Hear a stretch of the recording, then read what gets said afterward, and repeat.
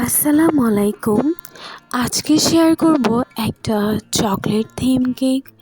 যদিও এটা chocolate cake but এটা ব্ল্যাক ফরেস্ট ডিজাইনে করা।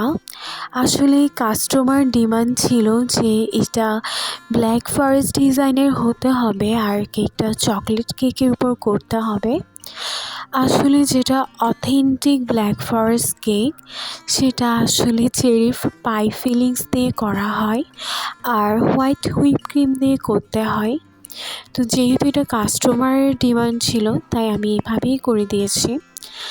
আর আমার কাছে পার্সোনালি মনে হয় যে ব্ল্যাক ফরেস্ট কেক থেকে চকলেট কেক আর একটু বেশি মজা।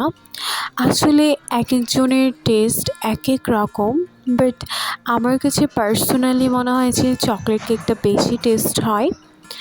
আসলে অনেকেই মনে করে যে ব্ল্যাক ফরেস্ট কেক মানে হচ্ছে যে মানে কেকটা ব্ল্যাক হবে আর পুরোটা চকলেটে ভরপুর হবে।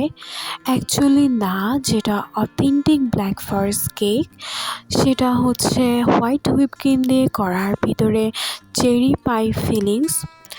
আবার অনেকেই আছে যে চেরি পাই ফিলিংসের টক ভাবটা নিতে পারে না বা চেরি পাই ফিলিংসের টেস্টটা অনেকের গুড মনে হয় না। তো তারা চাইলে এভাবে চকলেট কেক দিয়ে ডিজাইনটা ব্ল্যাক ফরেস্টের করতে পারে। তো কেকটা দেখতে অনেকটা সুন্দর লাগে আর টেস্টটাও ভালো হয়। তো অনেক দিন পর আপনাদের সাথে আমার ভিডিও শেয়ার করছি। আসলে অনেক ভিডিও শেয়ার করব বলে সময় হয়ে ওঠে না। তো ফাইনালি ভিডিওটা শেয়ার করছি। আর কেকটা আউটলুক এত বেশি সুন্দর হয়েছে, আপনার ভিডিও লাস্টে দেখতেই পাবেন।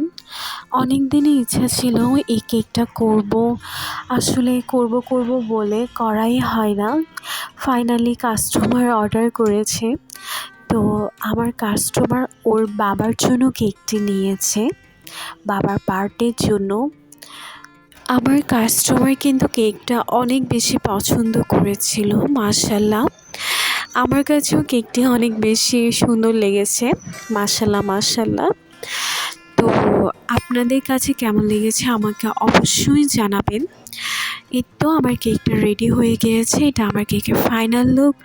আপনাদের কাছে কেমন লেগেছে আমাকে অবশ্যই জানাবেন। ধন্যবাদ সবাইকে। আল্লাহ হাফেজ।